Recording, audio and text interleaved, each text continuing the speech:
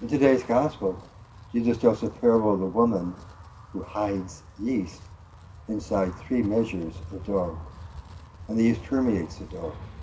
It transforms the dough into delicious bread.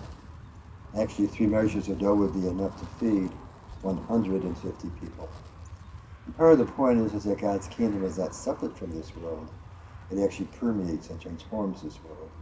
This world is to become the very kingdom of God, the kingdom of justice and peace. And God is transforming the world in small, sometimes hidden ways.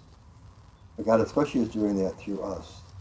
When we live compassionate, self-sacrificing lives, we too transform the world around us, make it a better place.